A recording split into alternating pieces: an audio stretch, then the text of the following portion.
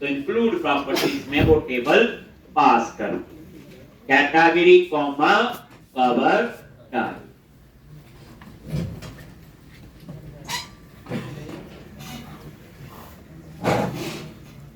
Category comma cover type. अब उसके बाद इंडेक्स के व्यू पे जाओ। कहां जाओगे? इंडेक्स के व्यू, राइट क्लिक करो और go to view.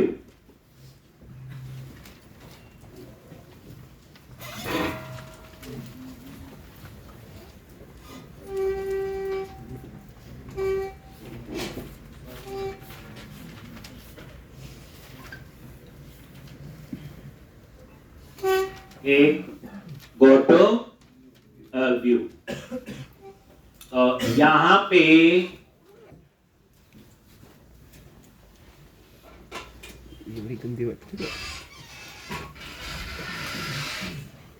@ For each, तो मैंने क्या किया, ये कलेक्शन पता ही है, ये रो और ये लूप। लूप में ये प्रोडक्ट क्या वेरिएबल है मैंने जान के रखा था क्योंकि ये नीचे सभी जगह यूज किया हो। और ये जो बीच में कोड है ये वो टेम्पलेट है जो आपको दिया। अब इस टेम्पलेट में क्या था, एक आप डिजाइन में देखो ये इमेज यूआर, एक आप साथ में ये रन करके चेक कर लो।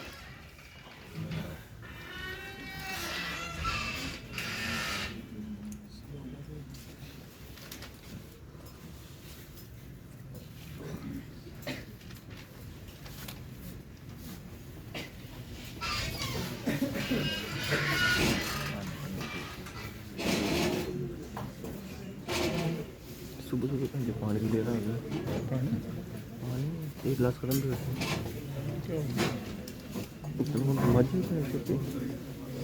ठंडे में पानी पिया जाता है। कोड करने हैं पानी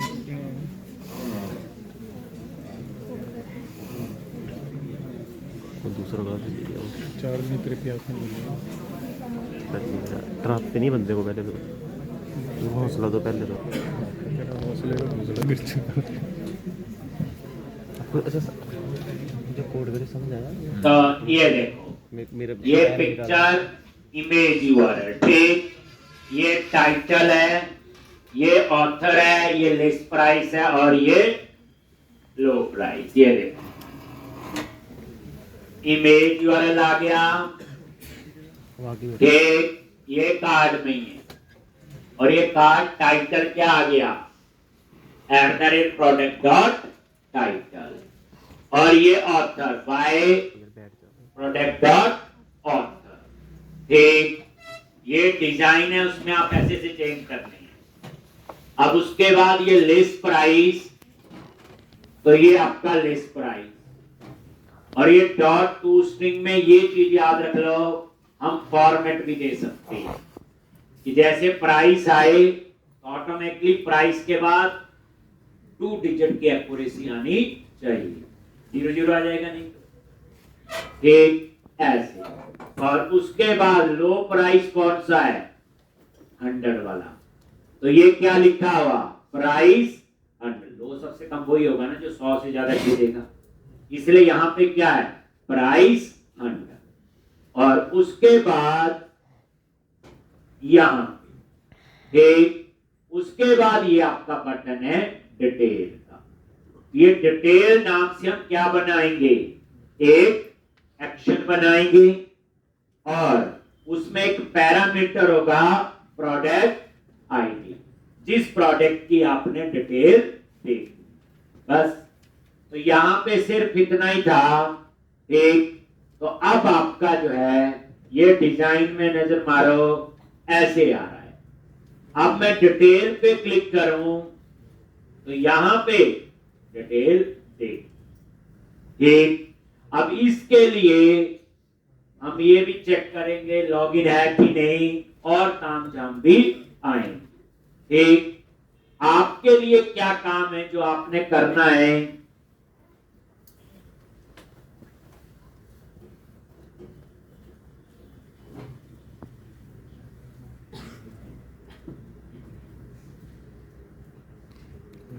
छोटे से में गोरा जाएंगे। ये देखो ये प्रोडक्ट डिस्प्ले हो गए। आप इसमें 10-12 प्रोडक्ट तैयार कर लेना। मैंने 2 ऐड किए हैं, आप ऐसे और भी ऐड कर सकते हैं। यहां गए, प्रोडक्ट में गए, ऐड प्रोडक्ट, ठीक। और यहां पे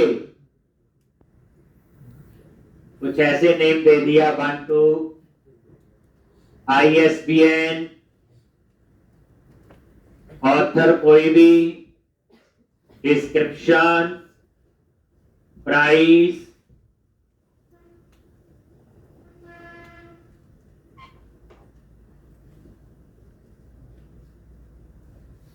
एक इसकी इमेज,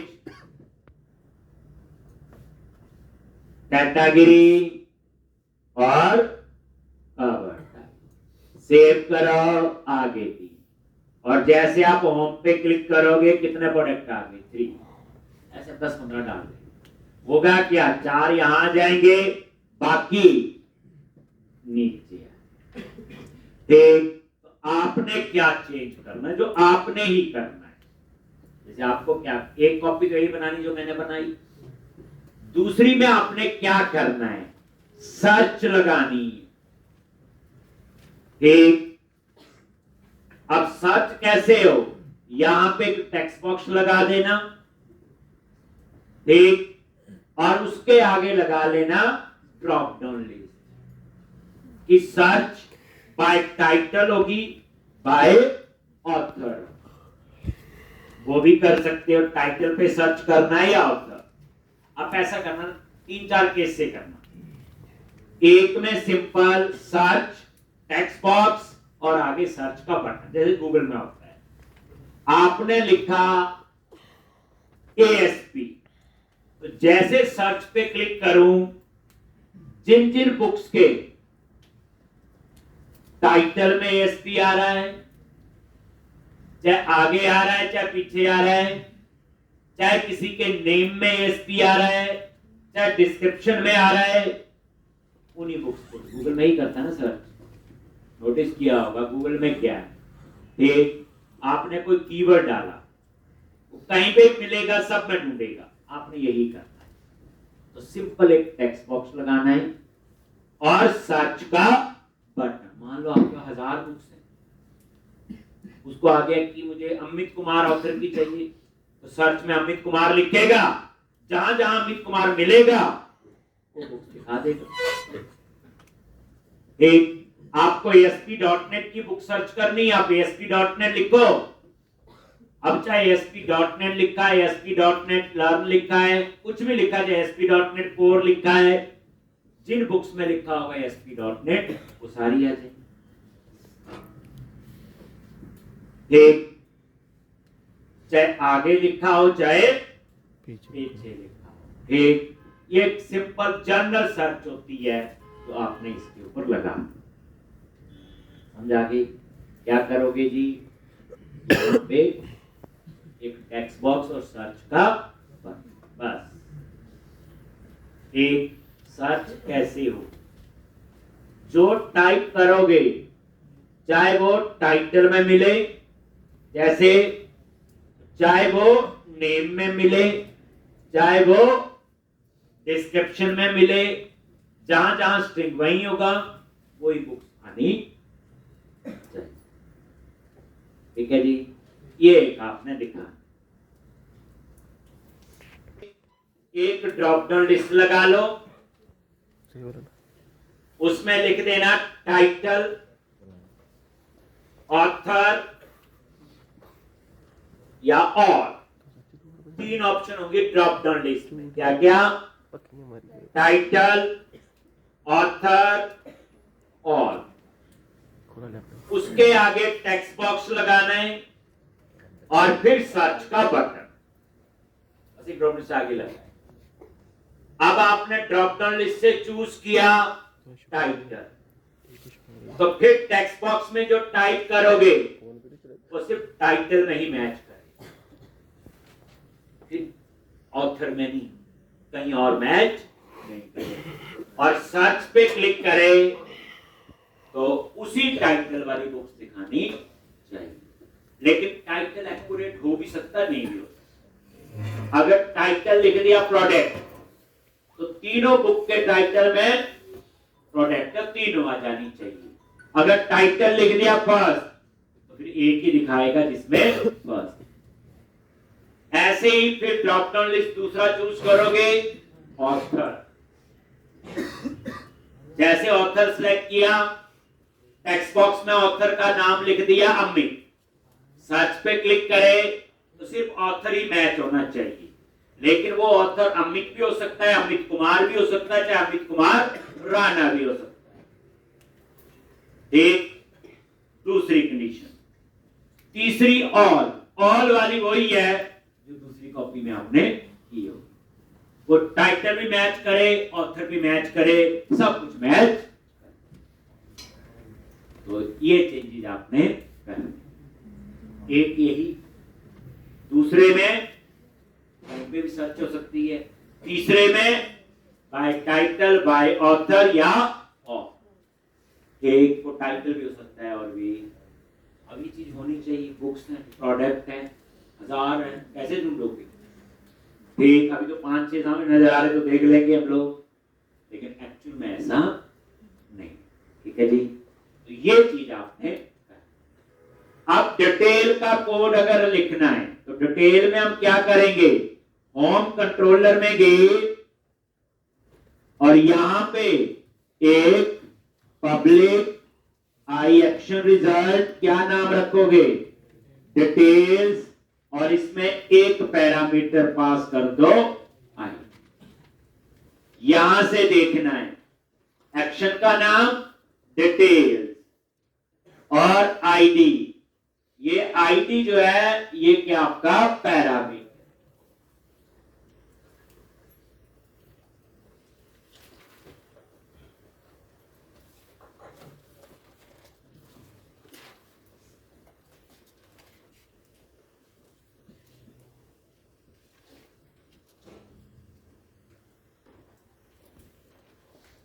एक तो यहां पे ये डिटेल्स और रिटर्न व्यू। अभी हम खाली व्यू बना के छोड़ देंगे, बाद में हम यहां पे आए। तो डिटेल पे राइट क्लिक किया, ऐड व्यू और रेजर व्यू, और ये डिटेल नाम से एम्प्टी व्यू बनेगा। क्लियर है जी? अब ये एक साइड का फ्लो है, लेकिन आगे जो है बुक सर्च कोई भी कर सकता है। एक डाउनलोड डिटेल भी देख सकता है, लेकिन आगे का काम जाम तो तभी होगा जब उसने लॉगिन किया होगा। कौन बंदा खरीद रहा है, अभी वो डिटेल हमारे पास नहीं। एक तो यहां पे अब आपने डिटेल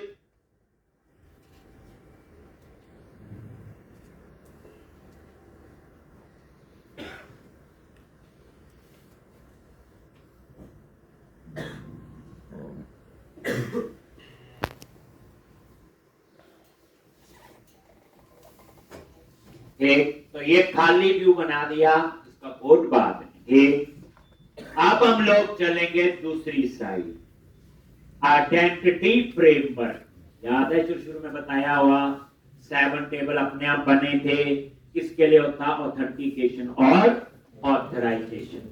ठीक, किसके लिए होता? ऑथेंटिकेशन और ऑथराइजेशन।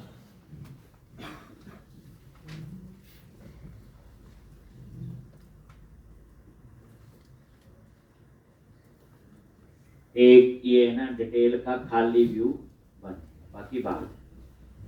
तो अब हमें क्या करना है, यहां नजर मारो। जैसे आप लॉगिन पे क्लिक करते हो, ये कहीं ना कहीं से पेज आ रहा है, और इसका यूआरएल क्या है?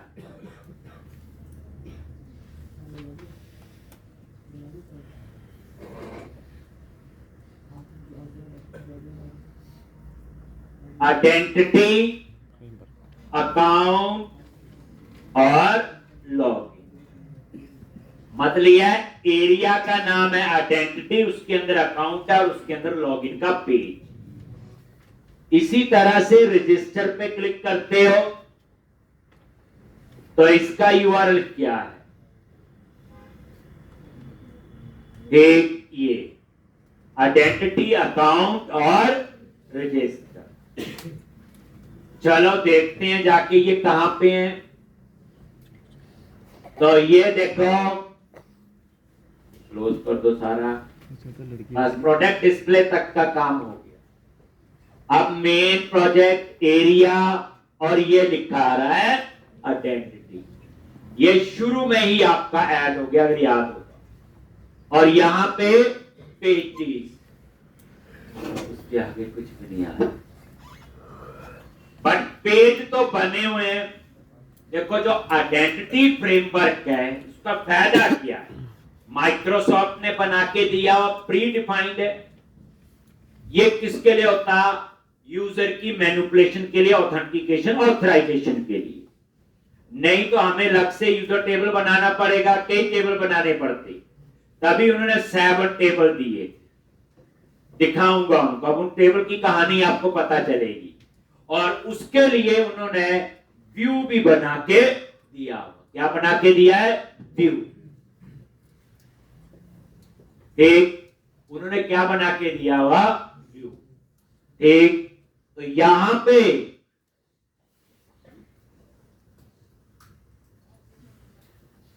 तो अब आपने क्या करना है,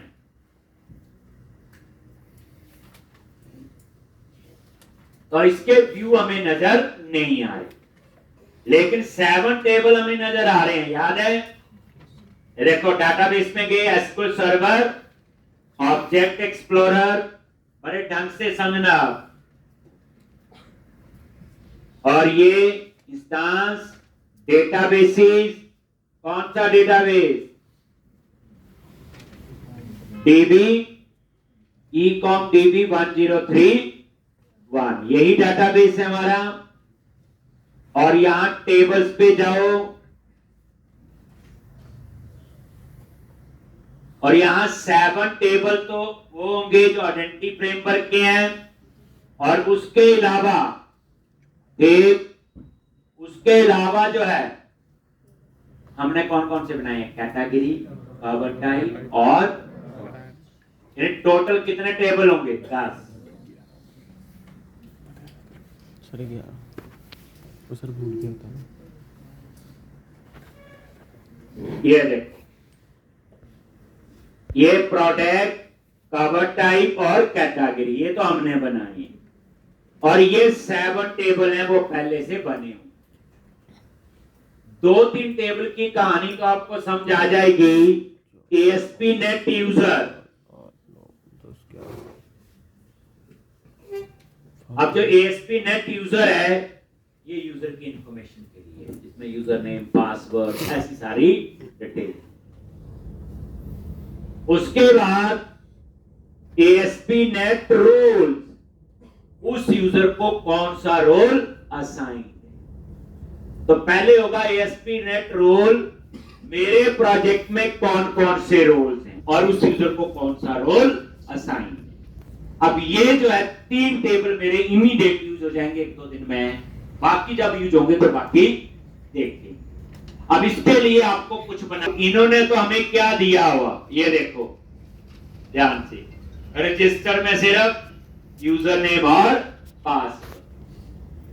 बट हमारे यहां तो जो बंदा रजिस्टर करेगा ना, उसकी और डिटेल भी चाहिए, फोन नंबर भी चाहिए, ईमेल भी चाहिए, उसका एड्रेस भी चाहिए, सारी डिटेल चाहिए, पोस्टल कोड भी चाहिए। यानी हमें काफी डिटेल, कौन सी कंट्री, स्टेट, सारा कुछ चाहिए, क्योंकि उसके घर प्रोडक्ट पहुंचाना भी है ना। जब एड्रेस नहीं होगा तो क्या पहुंचाएंगे। तो अभी देखो इन्होंने क्या है, सिर्फ एक ईमेल और एक पासवर्ड, बस, और कुछ नहीं, और कंफर्म पासवर्ड। हम इसको भी चेंज करें। तो ये बच्चे जो आइडेंटिटी फ्रेमवर्क तो ऐसे नहीं जैसे बना यूज हो जाएगा, हम उसको अपने प्रोजेक्ट के हिसाब से, और थोड़े दिन में आपको उसकी पूरी कहानी भी समझ आ जाएगी। फिर हम उसके साथ भी खेल सकेंगे हाँ। कि हम उसे चेंज कर पाए। तो लो, सबसे पहले हम वो पेज ऐड करेंगे तभी चेंजेस कर सकते हैं। तो मेन प्रोजेक्ट पे गए, right click, add new scaffolded item.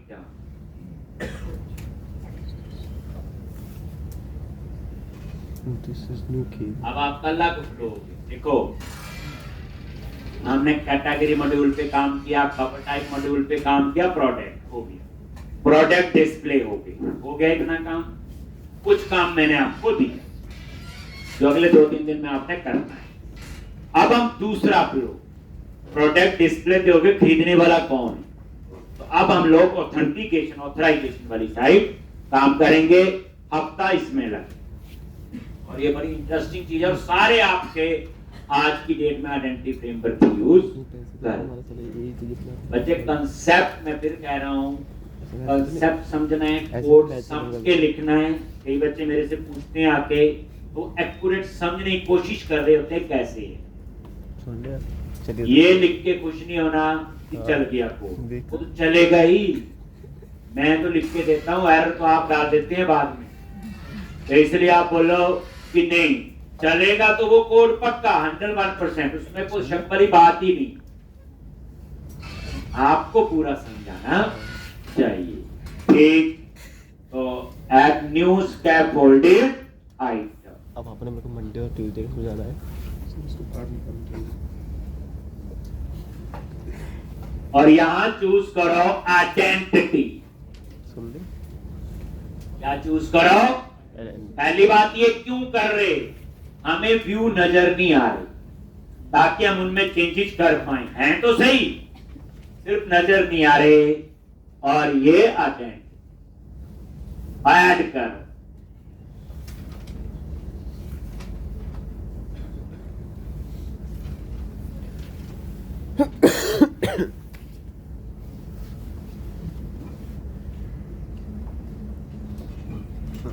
और ये देखो, ये सारे पेज हैं, रजिस्टर का, लॉगिन का, यहां लॉगआउट का भी होगा, एक्सेस डिनाइड का भी होगा, ईमेल कंफर्मेशन का भी होगा।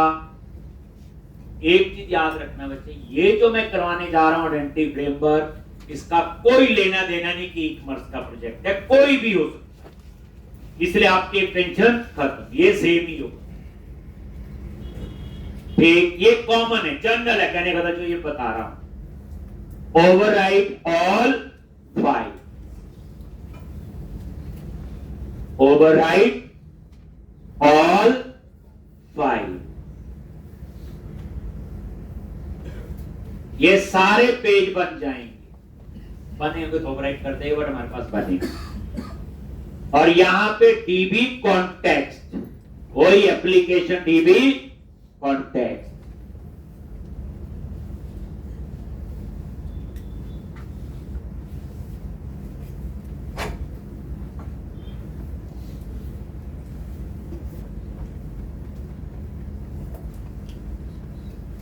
Then add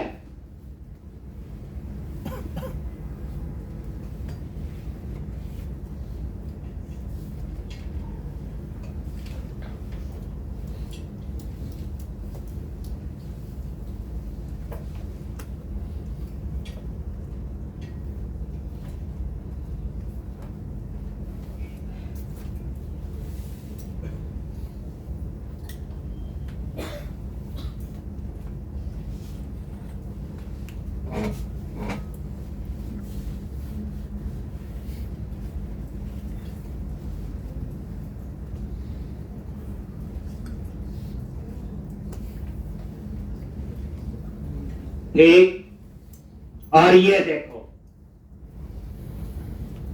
और अब आप यहां नजर मारो, एरिया आइडेंटिटी, और इसके अंदर पेजेस, और पेजेस के अंदर अकाउंट। और ये देखो, यहां वो सारे पेज आगे, लॉगिन भी है, रजिस्टर भी है, और भी कई हैं जो इन फ्यूचर यूज करेंगे।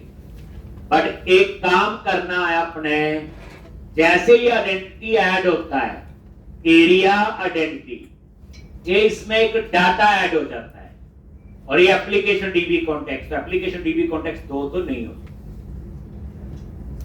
तो आपने इस डेटा फोल्डर को क्या करना, डिलीट कर दो, वो हमारा ऑलरेडी है। तो आइडेंटिटी के अंदर जो डाटा फोल्डर बना है उस फोल्डर को हटा, ठीक है जी।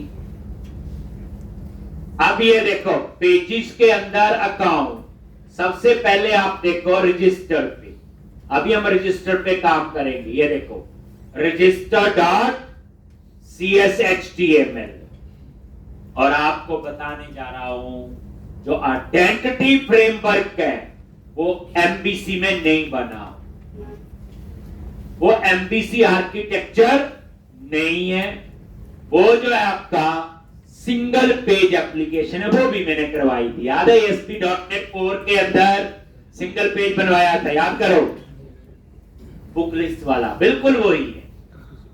तो अब आप देखो आपके प्रोजेक्ट में जो कहानी बन रही, MVC भी यूज हो रहा है, MVC कोर, और आइडेंटिटी फ्रेमवर्क क्या यूज कर रहा है, सिंगल पेज एप्लीकेशन। एक कैसे पता है, देखो ये रजिस्टर वाला पेज है, F7 से हम इसके कोड में जाएंगे, देखो आ गया, ये इसका कोड है, और ये इसके कोड का पेज। यहां कोई मॉडल व्यू कंट्रोलर नहीं है, तो कई बार इंटरव्यू क्या आइडेंटिटी फ्रेमवर्क MVC आर्किटेक्चर को फॉलो करता है? नहीं, वो सिंगल पेज एप्लीकेशन है, या रेजर पेज एप्लीकेशन भी आप लोग कह सकते हो, जो मैंने बुक लिस्ट वाला प्रोजेक्ट बनाया था। अब वो चीजें आपकी यहां सारी यूज होंगी, ठीक है जी। तो F7 पता ही है, वापस HTML में आके F7 वापस, तो ये सिंगल पेज एप्लीकेशन है, इसमें कुछ। तो सबसे पहला काम क्या करना है, अभी हमारी रिक्वायरमेंट है। अब रजिस्टर में इन्होंने तो 2 चीजें दे दी, ईमेल पासवर्ड और कंफर्म पासवर्ड, बट मैं चाहता हूं जिसने रजिस्टर किया उसका नेम भी चाहिए, उसका स्ट्रीट एड्रेस भी चाहिए, फोन नंबर भी चाहिए, पोस्टल कोड भी चाहिए, सिटी भी चाहिए, स्टेट भी चाहिए। मेरी रिक्वायरमेंट हमारे प्रोजेक्ट की बात कर रही हैं क्या?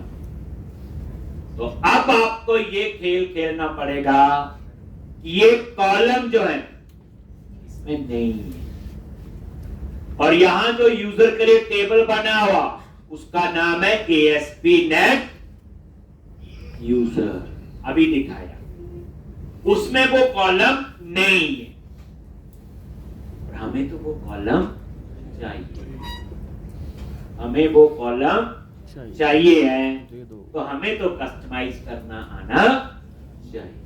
तो अब हम पहले वो काम करेंगे, मतलब ये कहने का बच्चे, जो ये है डाटाबेस में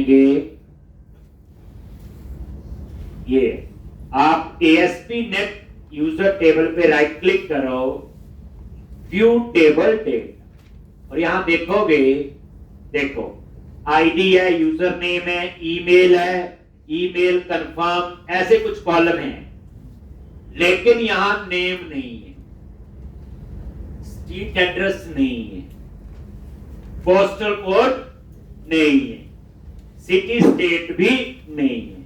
मैं चाहता हूं, मेरी रिक्वायरमेंट ये बनती है कि मैं इसमें वो कॉलम ऐड, बात समझा गई?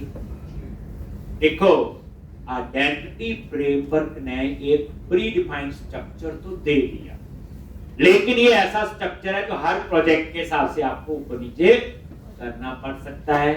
हम वो करेंगे, थोड़े दिनों बाद आपको लगेगा तो हमें आता ही था पहले लॉज।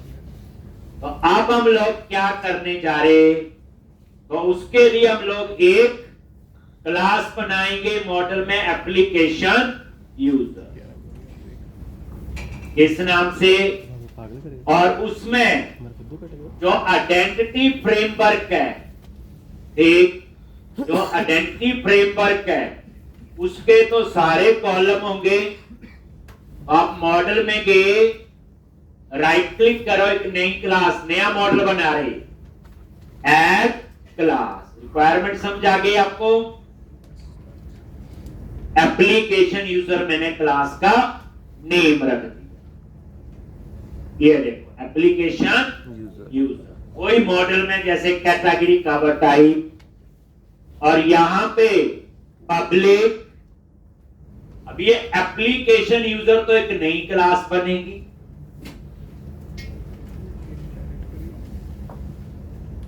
और यहां पे इनहेरिट कर लो आइडेंटिटी यूजर। अब ये जो आइडेंटिटी यूजर है, ये क्लास है आइडेंटिटी फ्रेमवर्क। इसका मतलब ये है कि जो आइडेंटिटी फ्रेमवर्क में मेंबर होंगे वो सारे आ जाएंगे।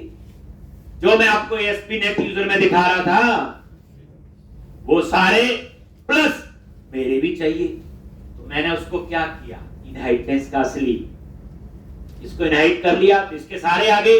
अब इसमें कौन से आए सारे, ASP.NET यूजर में थे। अब मैं इसके अंदर अपने ऐड करूंगा, इसका कोई नेम स्पेस है, या पैकेज इंस्टॉल होगा मेरे ख्याल से, माइक्रोसॉफ्ट अपने बस की है कोर्स करके है 6.0। कौन चल रहा है, यही चल रहा है ना? एक क्लास में नहीं समझ पहले सकते देख तुम। सकते हैं ये पैकेज। बढ़ता क्या है, खोई है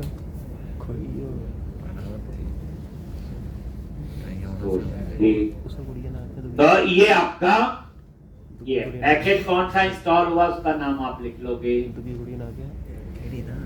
ये एक किरण हुई है सामने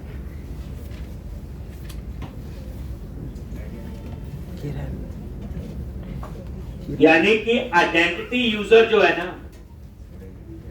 वो इस नेम से, इस पैकेज microsoft.extension.nft. तो ये एंटिटी फ्रेमवर्क की ही क्लास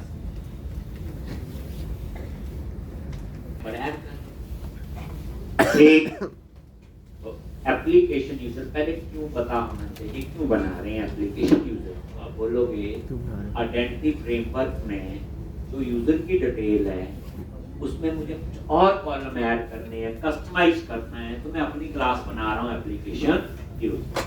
लेकिन एप्लीकेशन यूजर में हम नए मेंबर को ऐड कर देंगे, लेकिन वो उसके साथ एसोसिएट कैसे होंगे, ASP.NET यूजर टेबल के साथ। तो मैंने क्या किया, आइडेंटिटी यूजर को इनहेरिट कर। अब जो इसमें चीजें थी वो आपको मिल जाएंगी। ये होती इनहेरिटेंस। जो उसका था वो भी मिल गया, और अब हम लोग अपने कौन कौन से मेंबर ऐड करने हैं ये आप लोग एक कोई ज्यादा है।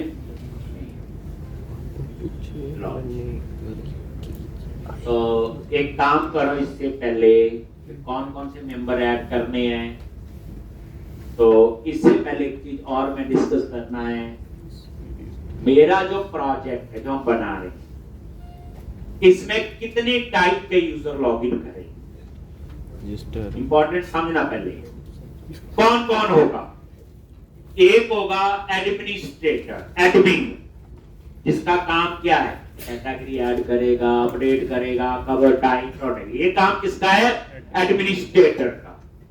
तो एक रोल होगा एडमिन जो ये काम करेगा।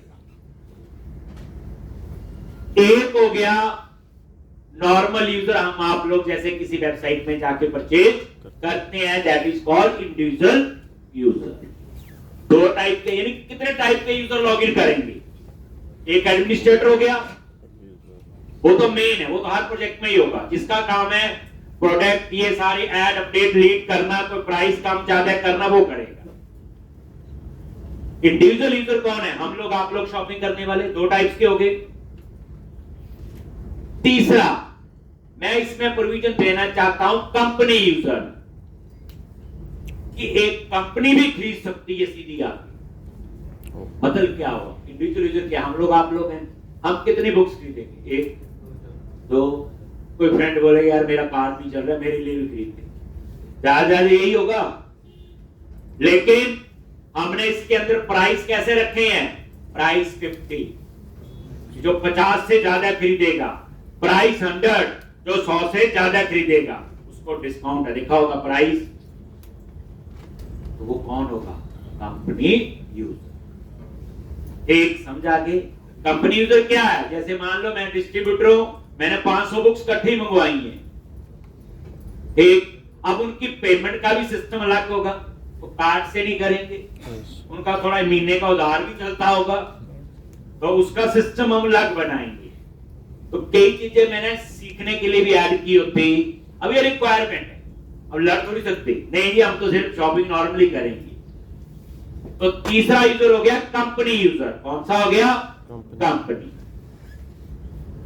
एक जो ज्यादा बुक्स खरीदेगा, आप शॉप ही रख लो कोई, उसने इकट्ठा ऑर्डर देना है, उसे डिस्काउंट मिलेगा। अब वो कंपनी, फिर कंपनी बनानी पड़ेगी हमें, कंपनी का टेबल बनेगा, फिर उस कंपनी को वो वेरीफाई करेगा। ऐसे उधार थोड़ी हो जाएगा, भेज दे 500 पैसे दे दूंगा अगले महीने। एक तो उसमें क्या प्रोविजन होगा? कंपनी का यूजर रजिस्टर करेगा और एडमिनिस्ट्रेटर उसे वेरीफाई करेगा कि कंपनी ठीक है क्या है, फिर उस कंपनी का यूजर लॉगिन करके शॉपिंग करेगा। 3 टाइप के हो गए। चौथा होगा एम्प्लॉय यूजर। एम्प्लॉय यूजर कौन हुआ? जो मैनेज कर रहा है। जैसे एडमिन है, एडमिन भी एक इंसान ही है ना। अब एडमिनिस्ट्रेटर इतना बेला नहीं है, उसने 50,000 प्रोडक्ट डालने हैं, डाटा एंट्री थोड़ी करेगा, कैटेगरी डालेगा, कवर टाइप डालेगा, वो तो एक पर्सन है। तो एडमिन क्या करेगा? किसी में 10 ऐसे नहीं होंगे कि 100 ही टाइप के होंगे, जितना मर्जी बड़ा प्रोजेक्ट हो। ठीक, तो हमारे प्रोजेक्ट में 4 टाइप के लोग लॉगिन करके काम करेंगे, चारों के अपने अपने रोल होंगे अलग अलग। एडमिनिस्ट्रेटर मालिक हो गया, वो रिस्पॉन्सिबल होगा, गलत प्रोडक्ट ऐड हुआ वो रिस्पॉन्सिबल है, प्राइस गलत ऐड हुआ वो रिस्पॉन्सिबल है, प्रोडक्ट के स्पेलिंग गलत तो वो रिस्पॉन्सिबल है, इमेज गलत अपलोड हुई तो वो रिस्पॉन्सिबल है। कौन? एडमिनिस्ट्रेटर। खरीदने वाले हम लोग हैं, हम तो सीधा जाएंगे, प्रोडक्ट की डिटेल देखेंगे, ऐड टू कार्ट, पैसे देंगे, खाक खत्म। एक ये हो गया 2 काम। तीसरा कंपनी यूजर, जो बल्क में ऑर्डर देगा तो कंपनी का यूजर भी बनेगा। चौथा एम्प्लॉय यूजर, तो एडमिन ने अपने अंडर और 10-12 बना लिए, वो लॉगिन करके ये प्रोडक्ट वगैरह की सारी मैनेज, क्योंकि सिर्फ प्रोडक्ट डालना नहीं होता, और भी कई ऑर्डर वगैरह कैंसिल, ये बड़ा कुछ काम जाम और भी होते। ठीक, तो इसलिए कहने का मतलब है यूजर बनाने से पहले तो मुझे एक मॉडल बनाना है। कौन सा? कंपनी। ठीक है, कंपनी यूजर, कंपनी का नाम, एड्रेस, फोन नंबर, ऐसी डिटेल होगी। फिर हम यहाँ पे आएंगे क्योंकि यहाँ वो बनेगी फॉरन। ठीक, तो ये इतना भी आप रुक जाओगे, दोबारा आएंगे यहाँ पे, क्लोज, सेव किया। अब आप मॉडल पे जाओ, ऐड, और नया मॉडल ऐड करो, कंपनी। अब इसमें फिर आपकी रिवीजन होगी, कंपनी लॉन्च। एक नया मॉडल ऐड कर लिया, कंपनी, और इसमें क्या क्या कॉलम आपने लेने। एक कंपनी में कंपनी आईडी होगा, नेम होगा, street address, city, postal code, phone number, और एक और होगा क्या कंपनी ऑथराइज है कि नहीं। ये देखो, देख लो कंपनी में। आप देखो ना बच्चे, यहाँ बड़ा चीज ध्यान रखना होता है, सिर्फ कोड नहीं। मैं मानता हूं, मानना कि सबका यही सोच है, कोडिंग जो है इट इज जस्ट 20%। जो हम लिखते हैं इतना खुश हो जाते हैं, इतनी नोटबुक भर लेते। ठीक, 80% तो कंसेप्ट ही होता है। अगर आप ये डिसाइड नहीं कर पाए कंपनी मॉडल बनाना है, नहीं बनाना है, क्या रोल है, आता भी है मॉडल बनाना, उसका क्या फायदा हो। ठीक, तो ये कंपनी आपका क्या बन गया, मॉडल। कॉलम आपके सिंपल है तो समझा जाएंगे, ID, name, street address, state, postal code, phone number, घर में चाहिए बिजली वाली डेट और इज ऑथराइज। ये याद रखना ये कंपनी ऑथराइज है कि नहीं। अब ऑथराइज है कि नहीं ये तो एडमिनिस्ट्रेटर ही देखेगा ना, वेरीफाई करेगा। फोन करके वेरीफाई करते हैं, जैसे मान लो एक एम्प्लॉई है, जब दूसरी जगह ज्वाइन करता है तो पुरानी कंपनी में वेरिफिकेशन जाती है कि वो गलत करके तो नहीं आया हो। बिल्कुल वही इसकी भी वेरिफिकेशन थर्ड पार्टी होती है। टेंशन ले रहे हैं आज, टेंशन क्यों हो रही है? उसको एक बात बताइए, क्या उसको एक बात बताइए, बोलिए सर। क्या बात बताओ ना फिर। कंपनी एक, मैं आपकी 11 बजे का मारूंगा इसे। क्या कंपनी वेरीफाई है कि नहीं, दैट इज ऑथराइज।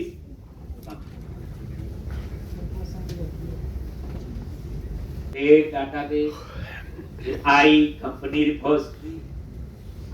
रिपोजिटरी और यूनिवर्क में ऐड। देखो आपका दूसरा मॉडल जो बनाया था एप्लीकेशन यूजर, दोनों में फर्क क्या है? इसमें आइडेंटिटी यूजर इनहेरिट है। इसका मतलब यह है कि ये आइडेंटिटी फ्रेमवर्क का जो टेबल बना हुआ है एसपीनेट यूजर, ये उसको यूज करें। अब यहां पे क्या क्या कॉलम होंगे, बाकी सेम होंगे, बस एक फॉर्म की होगी। क्यों होगी फॉर्म की? सोचो, जब यूजर बनेगा क्या यूजर कंपनी का है कि नहीं? जैसे मैंने क्या बोला, अलग अलग टाइप के यूजर बनेंगे तो क्या ये यूजर कंपनी का है कि नहीं? तो यहां पे अब तो फॉर्म की भी आती है,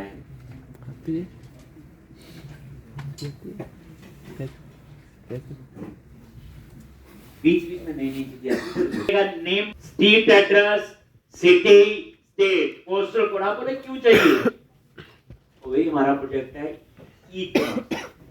दूसरी बात है, हमारे घर हार्ड बुक घर आएगी ना, तो एड्रेस तो चाहिए ना।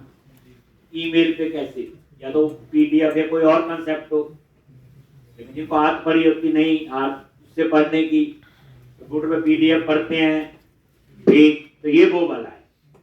तो ये देखो, जो भी प्रोडक्ट का ऑर्डर दोगे वो घर पहुंचेगा तो उसका नाम, street address, city, state, postal code, यहां तक तो ये उसमें भी दे, कंपनी में भी, और कंपनी का नहीं, कंपनी का आईडी था। बाकी जो बच्चे मैंने काम दिया वो करना है और मुझे दिखाना। पुराना तो कर लिया वैसे छोटा काम, अब थोड़ा सा अच्छा मिलेगा। कंपनी आईडी, यहां क्वेश्चन मार्क लगाया, क्यों लगाया जी बताओ? तो आगे है तो कितनी बार मैंने लिखवा दिया कि क्वेश्चन मार्क का मतलब होता है नल अलाउ। ये तो आपको ये हो गया ना कोड, मैंने कोड नहीं पूछा। अगर मैं ना लगाऊं तो क्या प्रॉब्लम है? इतना चलो चलेगा, उल्टा पढ़ो, चलो लिखिए सारा में। तो रट्टा मार क्या ना लगाऊं तो क्या होगा? चलो कौन बताए? ये कंसेप्ट है। देखो हमारे केस में क्या है, मान लो 100 लोगों ने रजिस्टर किया मेरी वेबसाइट के अंदर, ठीक है जी। अब 100 में से 5 यूजर हैं कंपनी, तो उन 5 का कंपनी आईडी आ जाएगा। 95 जो यूजर हैं वो इंडिविजुअल है, हम लोग आप लोग शॉपिंग करते हैं, तो उस केस में कंपनी आईडी क्या होगा? नल। अगर आप क्वेश्चन मार्क नहीं लगाओगे तो वो एरर देगा, एवरी टाइम बोलेगा कि कंपनी आईडी एंटर करो। कंपनी आईडी किसकी होगी? जो कंपनी का यूजर होगा। यही होता है ना, 100 यूजर बने, कुछ एडमिन रोल वाले होंगे, कुछ एम्प्लॉय वाले होंगे, कुछ इंडिविजुअल वाले होंगे और कुछ कंपनी वाले होंगे। तो कंपनी वाले का तो मैंने बता दिया, इस आपके 100 लोगों ने रजिस्टर किया, कंपनी वाले यूजर सिर्फ 5 है, तो 5 में कंपनी आईडी देना आपने, 95 में कंपनी आईडी ऑटोमेटिकली क्या उठाएगा? नल। इसलिए मैंने क्या लगाया हुआ? Question mark. ये है कंसेप्ट। हम लोग कहाँ फंसते हैं बच्चे? कंसेप्ट में। मेरे पास पढ़ते हैं, मैं कहता हूं जो थोड़ा प्रॉपर सम के कोड करते हैं, आपको तो सब कुछ बच्चे रेडीमेड है, समझ नहीं है कि क्यों किया, ये ना करूं तो क्या होगा। ये 2-3 क्वेश्चन तो आते हैं माइंड में। ठीक, ये थोड़ी वैसे अपने क्वेश्चन आप भी लगा देते हैं, चलो अच्छा ही होगा, कुछ भी ऐसे थोड़ी होता। सोचो समझो। अब सारी चीज मैं थोड़ी बता सकती, मैं बता तो गई नहीं, मैं बताता हूँ। सोचो। और ये नॉट मैप,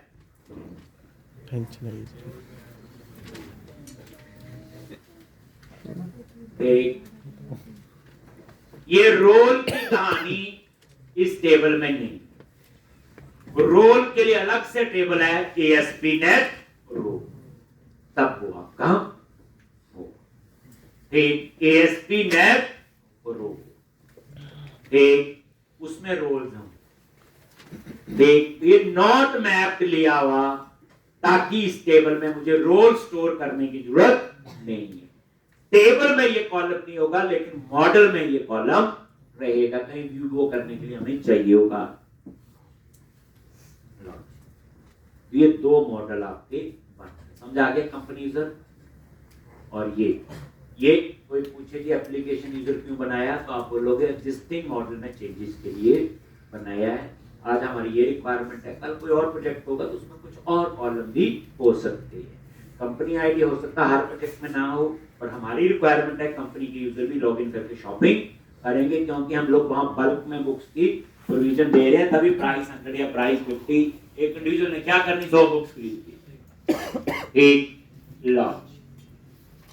और मुझे कंसेप्ट होता है बिल्कुल इसे कहानी की तरह समझो, इसमें कुछ नहीं है। आप देखोगे स्क्रम सुना होगा, जो प्रोजेक्ट स्क्रम में यही तो होती है, छोटी छोटी स्टोरीज में समझना है। छोटी छोटी स्टोरी में आप जैसे किसी कंपनी में काम करते हैं, सबसे पहले जाते हैं आपकी मॉर्निंग में स्क्रम मीटिंग होती है, ठीक, कुछ स्टैंडिंग मीटिंग। वो क्या करते हैं, एक प्रोजेक्ट पे काम करने वाले 6 लोग हैं मान लो, तो उनको क्या करेगा, प्रोजेक्ट मैनेजर या जो सीनियर होगा उनको छोटी छोटी स्टोरी असाइन कर देगा कि आज तूने कंपनी वाला मॉडल बनाना है और ये चीज करनी है, दैट इज पर आपको ये, ठीक, किसी ने ये काम करना है, किसी ने इस स्टोरी पे काम करना है, और एंड में जब स्टोरी, ठीक, कल दूसरी, और स्टोरी का जो टाइम होता है जितनी छोटी होगी, ठीक, उतनी ही सक्सेसफुल होती। 4 घंटे का काम होगा, 6 का मिलेगा।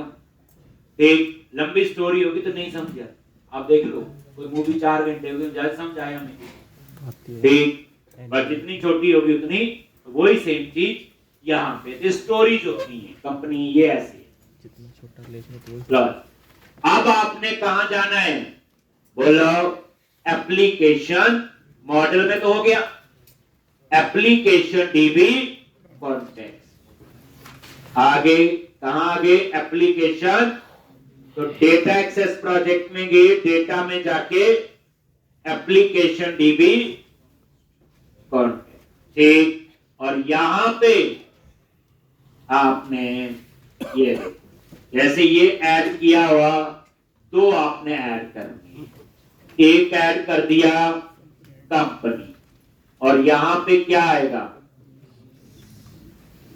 कंपनी, या कंपनी लिखे तो चेंज भी कर सकते हो, तो कंपनी आ जाएगा, और ये आपका आएगा एप्लीकेशन यूजर, और यहां पे वही एप्लीकेशन यूजर।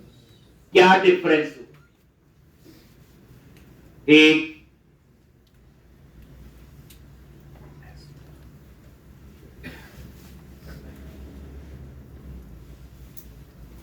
अब यहां पे कंपनी वाला तो एक नया मॉडल बनाएगा, एप्लीकेशन यूजर नया मॉडल नहीं बनाएगा, ये ASP.NET यूजर में ही ऐड कर। अब उसके बाद क्या लिखना है, ऐड माइग्रेशन, जो माइग्रेशन फाइल बनेगी उससे पता चल जाएगा इसके चेंजेस कहां कहां होंगे। तो कंपनी मॉडल नया बनेगा, बाकी नया नहीं बनेगा, एग्जिस्टिंग मॉडल में ही एक लिख लिया। इतनी जल्दी सीख लेते आप लोग। ये देखो पैकेज मैनेजर और यहां पे प्रोजेक्ट चूज किया डेटा एक्सेस। कौन सा है? Data access. और यहां क्या लिखना है? Add hyphen migration. क्या लिखोगे? ऐड कौन सा? कंपनी और application user model. Meaningful name दे दोगे, पता रहता। अब माइग्रेशन में ये पढ़ा।